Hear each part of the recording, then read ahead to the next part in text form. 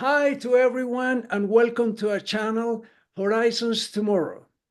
I am really honored to have Randy Timmins as our guest today. I'm pretty sure that all of you will enjoy this program and will get the best out of it. Randy, good afternoon. How have you been? Great to have you in our channel. Hello, Gustavo. It's great to be here. Great. Okay, how would you like to disclose to our audience how did we ever met 45 years ago? Well, I guess we met. You were touring with a professional group of yo-yo professionals, and I was working with the Coca-Cola Company in Canada. And I had just started my job with the company, and one of my first responsibilities was coordinating a promotion with you and your team. And we did a lot of work, and we had a lot of fun, and it was a pretty fun time. Wasn't it? Okay, Randy, how long did you work for the Coca-Cola Company in Canada and what did you do next? I was with Coca-Cola. I started with Coca-Cola right out of university, and worked in Western Canada. I grew up in Eastern Canada or Central Canada, and so I started working for Coca-Cola, and I was with them for just over 5 years. I worked in Regina, Saskatchewan, which is in the prairies, and very flat, very cold in the winter, very beautiful in the summer, wonderful people.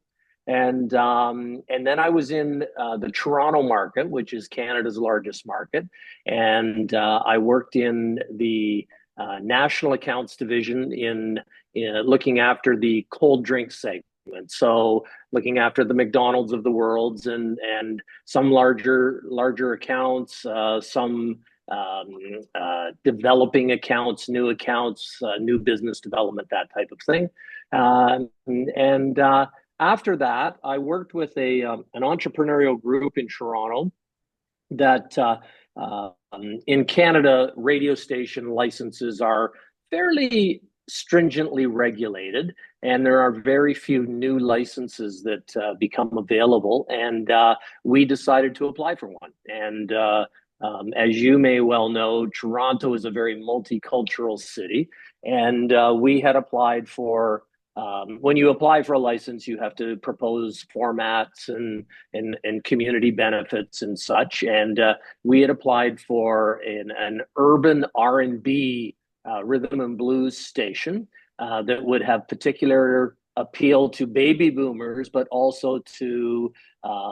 many diverse segments of the marketplace. And we did that, worked on that for a number of years. We were not successful, and that was a disappointment, but it was a great learning experience. And from there, I went to work for a company called Westwood One Canada, which was a broadcast, a producer and syndicator of broadcast programming, primarily radio, and live concert music, people like Dr. Demento, Casey Kasem, those types of things. And my responsibility was selling and marketing those programs to radio stations across the country. And I eventually became the general manager there, and orchestrated a merger with a satellite distribution company. And then from there, I moved to a place called London, Ontario. London is a city of about 500,000 people. It's located between Toronto and Detroit. And I worked for a broadcast company there that owned a number of properties and some consumer trade shows and that type of thing.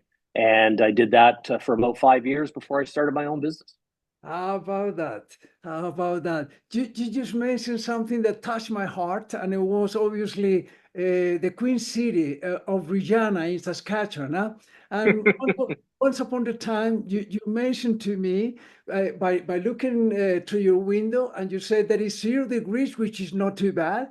Would you like to disclose that story with our audience? How cold it was in Regina back in those days? Well, it could get cold in the winter. There were times it could be as cold as 30 and 40 degrees below 0 Celsius. And it was the type of thing where cars in Saskatchewan had what they called block heaters that you would plug your car in at night, and there was a heating element in the engine that would keep the car warm so that it would be easier for it to start in the cold weather so you could get to work in the morning.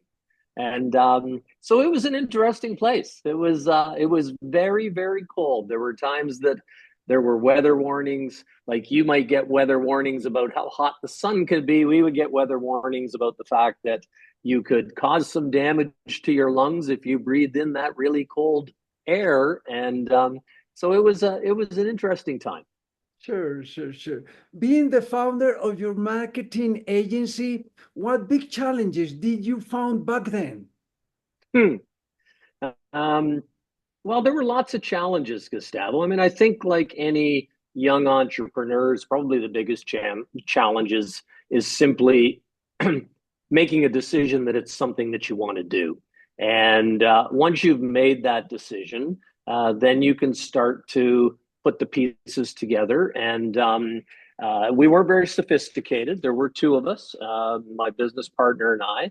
And we had, through our previous work experiences, we had developed a reputation for doing pretty good work. And so when we started the business, we had a small roster of clients already in our portfolio.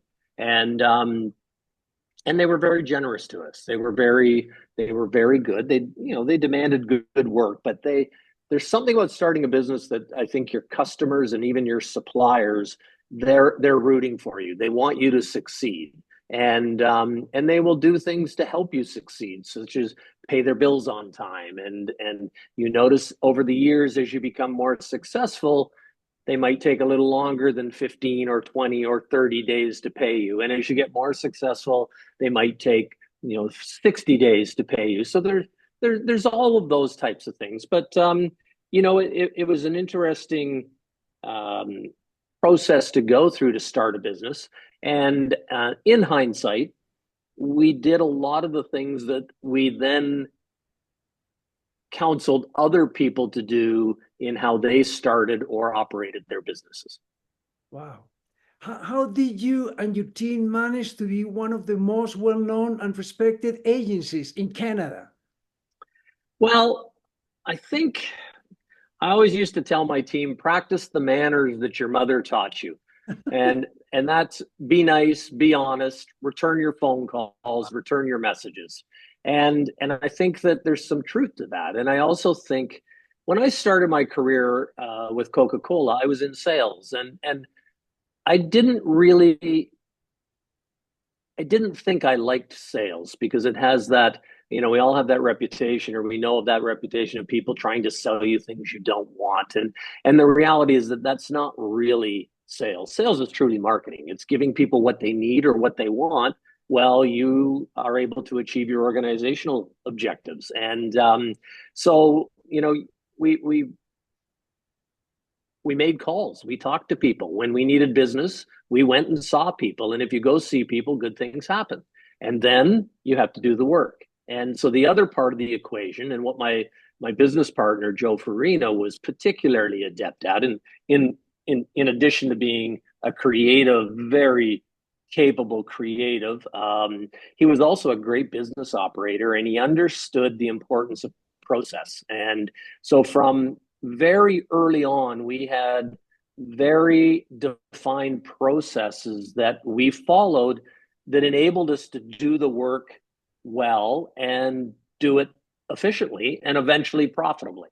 So it was, and that process, although it evolved greatly over time, and with the advent of the internet, because when we started the business, there really was no such thing as email.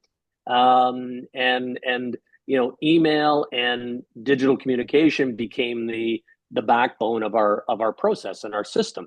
But it was all based on a manual system that we had developed that would allow us to manage and manage the workflow and deliver on time. Wow. Although you sold your agency many years ago, how do you conceive marketing nowadays, and what have changed? Well, I think there are so many facets of marketing, but I would say that I think tactics have changed, but I'm not sure marketing in the fundamental sense has really changed. So I described our business as we were fundamental marketers, and that is giving people, organizations, companies what they want, what they need, while you achieve your organizational objectives over the long run. And that's fairly broad, but at the end of the day, whether it's a not-for-profit, whether it is a politician, whether it is a Coca-Cola bottler, ultimately they're trying to identify what people want from them and figuring out a way to deliver that to them in a way that is successful. And so I don't think that part has changed. And of course that gets driven by insights in terms of understanding what the market wants, and how do you find those insights, and then you develop your goals, your strategy, you develop a plan, and then you get to the tactics. And I think that it's in the planning and the tactical implementation where things are really changing, and changing rapidly. Which is not exactly an easy task to do, isn't it? It is not an easy task to do. And I think there are a lot of complexities to it. And I think, again, the digital component to marketing has improved and become far more complex than it was when we started our business. And it's hard to figure that out. And you have to find people that can develop the programs and the processes to make it work and make it effective. It's hard. Sure. Randy, with your background and your great experience, how marketing agencies will be affected by artificial intelligence? Well, I don't know, Gustavo, other than they're going to be affected by artificial intelligence, and as we all are. And the question will be how effective agencies and marketers, packaged goods marketers, service marketers, how they will harness and use AI in a way that is aligned with their values and helps them achieve success in their businesses.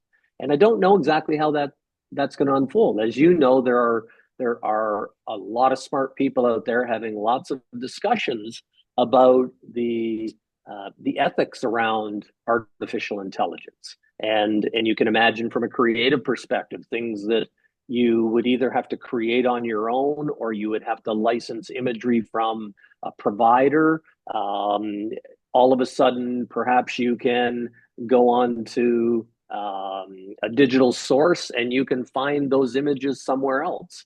And perhaps they'll meet your needs, but did the creator get compensated for his work and his intellectual property? And I think that there are going to be some challenges. And I do think, much like there will be segmentation in low cost grocery stores versus high-end grocery stores, there are going to be people that, as I say, round the corners and take shortcuts. And then there will be others that believe that originality and fair compensation is aligned with their values. Wow. What will be your golden advice to a creator's team in a modern marketing agency? Well, I think in our agency,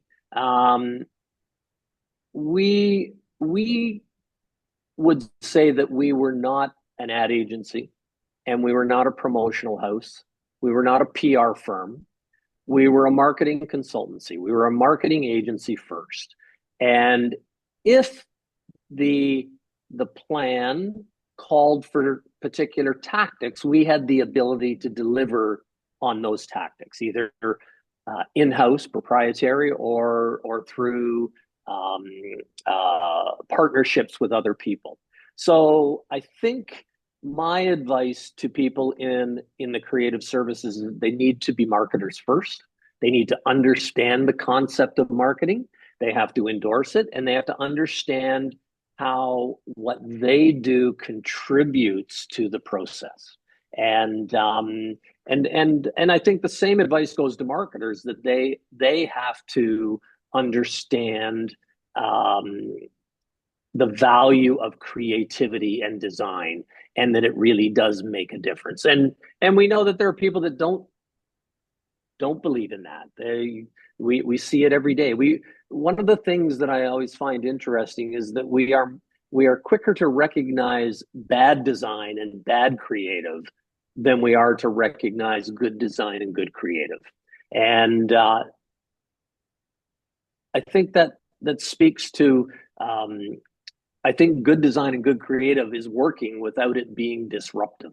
And that isn't to say that great ideas shouldn't, they should be disruptive in a sense. They should get your attention. But more than anything, they have to get your attention, but then they also have to prove the messaging has to be relevant to your customer in order for them to do what you want them to do. Yeah. Don't you think, Randy, it is a pity that we will find people trying to find the black spot in the white wall?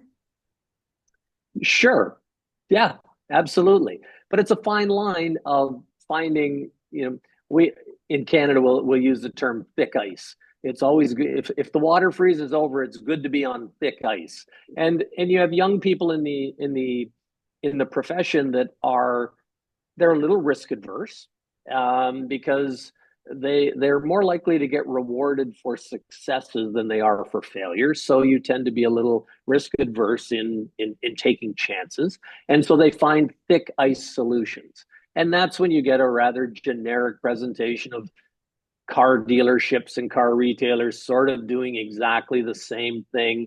And you need somebody that can break out from that and do it a little differently to try to connect with people that are looking for more than the traditional guy. Absolutely. Randy, what did always work with your customers? I'm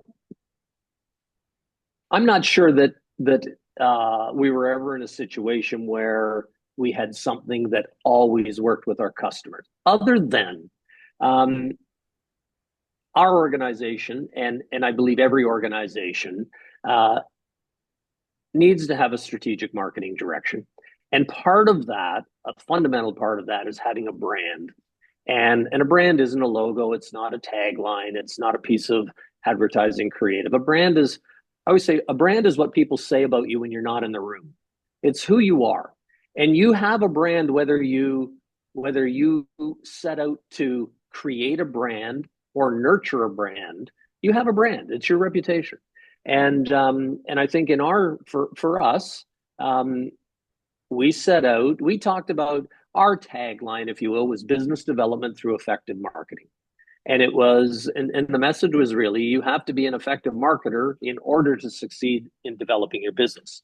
And but beyond that, our clients knew we were marketers first. They knew we could deliver on the tactics required, but they also knew that part of our brand promise was integrity, quality, and value. They sometimes thought we were really expensive, but over time, they would look at the relationship and say that we are getting value from this relationship. And we had clients for the duration of our existence. And in fact, the people that are continuing to operate the company still have some of those clients. Wow. How would you like to give me your 10 commandments in marketing, if you can? I know it's a good 10 commandments, Gustavo. If there is any. Well, I think if I were to look at what needs to be done, I'm not sure I have commandments as much as I have a process. And for me, it starts with a marketing strategy, which in many respects is your business strategy. And then I think that's followed by planning, and then it's implementation. So if I were to break it out, if I have to give you 10 things, if I were to break it out, I would say, when your marketing strategy, you start out with your goals, you start out with your targets, your target audience, who you're serving, because you can't serve everybody. And then you build the strategy, the broad strategy of how you're going to go about it. And from there, you start to get down, you drill it down into your marketing planning, where you have your objectives, your plan, and your associated budget. And from there, you then have your implementation. And that's where you deploy, you manage, and you measure. And if you follow that process through, you will either loop back into the marketing planning, or you may have to adjust your strategy. But you're thinking in those terms, and it goes in a circle, and it's an ongoing process. And one of the things I think is difficult for organizations is they do it once, and they say, we have a strategy, we have a plan, and we're implementing, and then they go, well, now what? And I think that's where the measurement of what you're doing is so critical. And I will say, in the early days, we used to jokingly, although it was based in some reality, that 50% of what a marketer does or an organization does, 50% of it works. You just can't figure out which 50%. And where AI and digital has started to truly change the landscape is that there is a much higher likelihood of being able to measure the impact of the tactics that you're deploying. So when you're on Instagram, there are marketers that now, if a post resonates, they know whether you click through, they know how much time you're spending making a buying decision, and whether in fact you do make a buying decision. And they know that different pieces of creative will deliver different results. And some of it's trial and error, but it is all based on true data. So they can actually measure it. Where in the old days, you could run a Coca-Cola commercial and you could measure its reach and the frequency, so the number of times that your target audience was hearing the message, and they could even measure how much that impression cost, but they couldn't measure whether it made anybody purchase a product. Now, they could on a more macro basis, but they couldn't drill it down to say, putting signs on variety stores or convenience stores actually helped with top of mind awareness, and then that would trigger a purchase. Digital is allowing them to do that. Wow. So I think it's more just, it's the fundamentals. I think the fundamentals remain as relevant today as they've ever been. Where it gets more complex is the planning and how to fulfill that plan. And does that plan and that tactical implementation, is it in fact successful in achieving your goals? Wow. We're coming to an end now, but I know this question is a little bit sensitive for both of us, because we both have Coca-Cola in our veins. Huh? How do you see the Coca-Cola company in 50 years, and what would they have to do in order to maintain their level, their status? Well,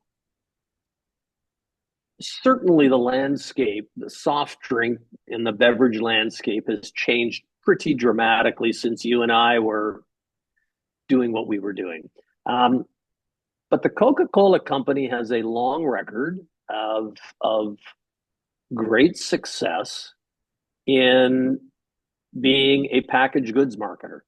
And we've seen that shift. There was a time that they never, ever, ever would have done a brand extension of the Coca-Cola brand.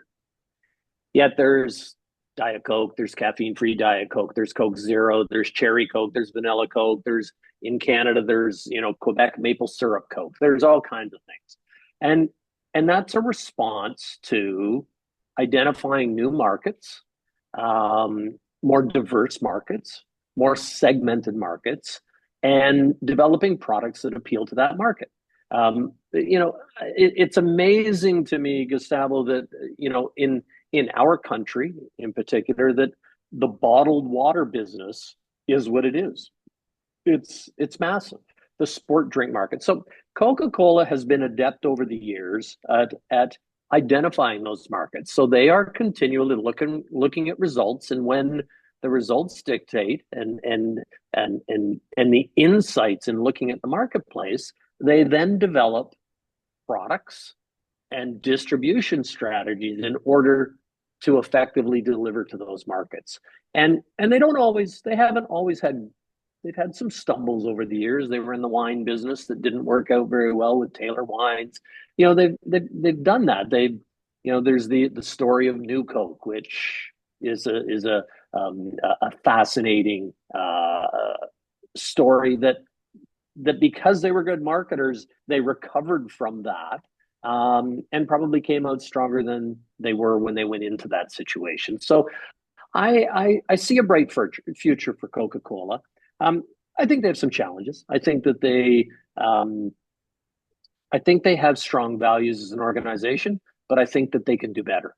And particularly in the environmental side of things. I think that, too often, you'd be surprised to know that at this point in time, I purchase Pepsi products because their packaging is more environmentally friendly in this market than Coca-Cola. And